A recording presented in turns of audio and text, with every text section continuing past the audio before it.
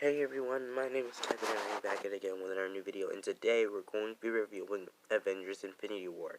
Yeah, I know, I'm way too late. I think I'm like one of the only people who haven't even reviewed it. But let it not be said, I did watch it, and I had to watch it sometime today to actually review it because I felt like I was gonna forget it.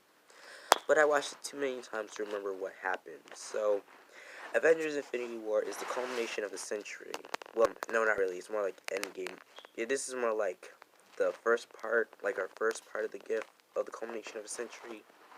But anyway, in this one, this has pretty much the end.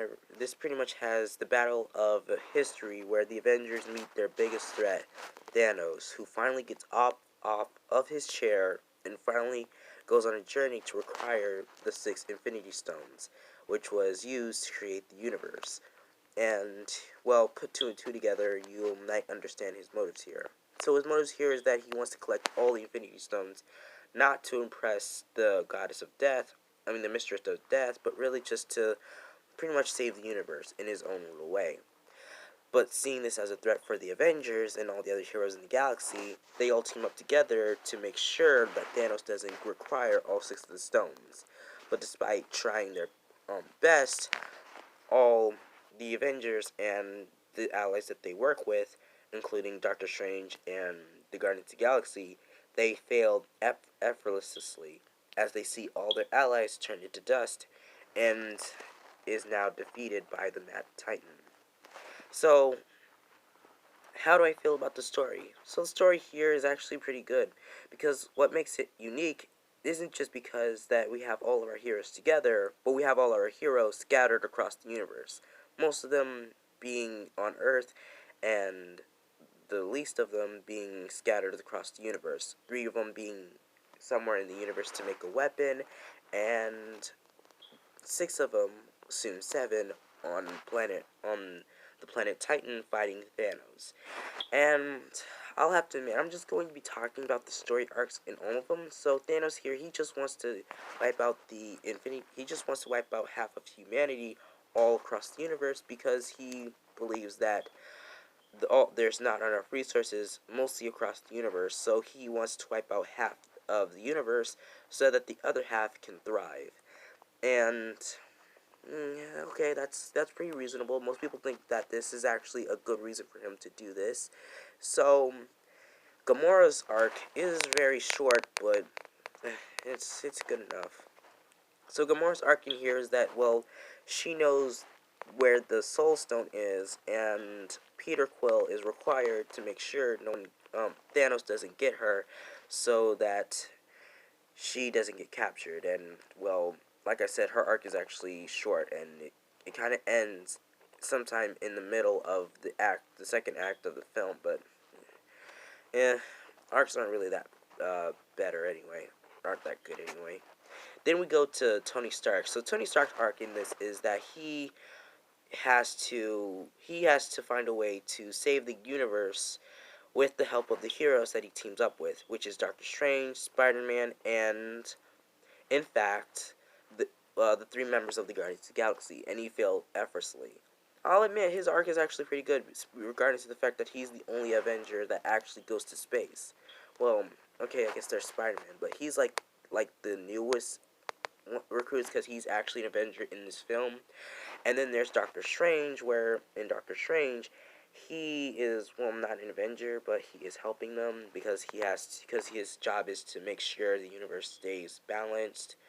So, and then there's Captain America, where he has to help Vision take out the stone carefully with the allies that he helps with, which is Hulk, Black Widow, Falcon, Doctor Strange.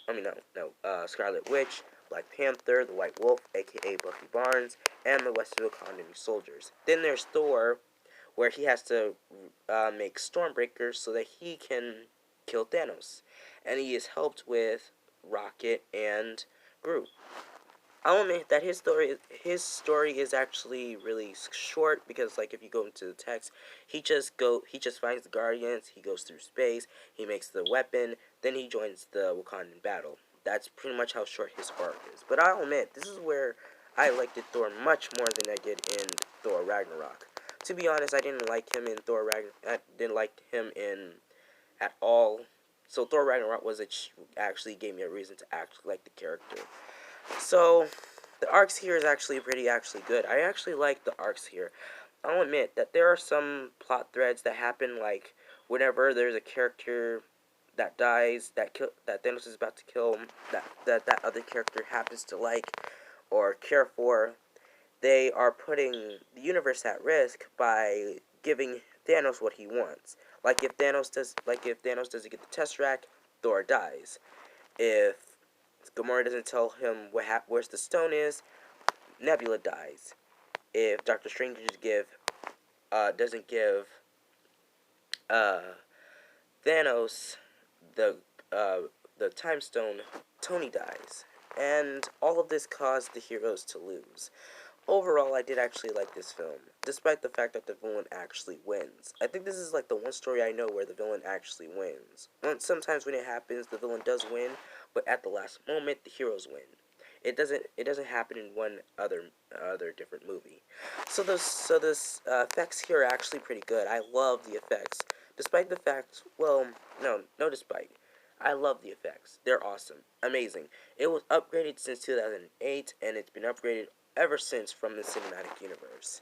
And as for the action, well, there's this thing where in Civil War, Avengers Civil War, everything is copied from comic book action, while also being martial arts. While Infinity War is just all comic book. Like everything that happens in the comics are from this movie, and that's fine. And as for the characters, well, once again, Thanos' arc is okay. Tony's arc, a little tongue twister there, is actually okay. Captain America's is a little short. Same goes for Thor. And Gamora is also short, but I still like it. It's good overall. So, yeah, I do think that Avengers Infinity War isn't all that great, but it's much better than Endgame, which I'm actually going to review very soon. Overall, I do like this film, and here's my rating.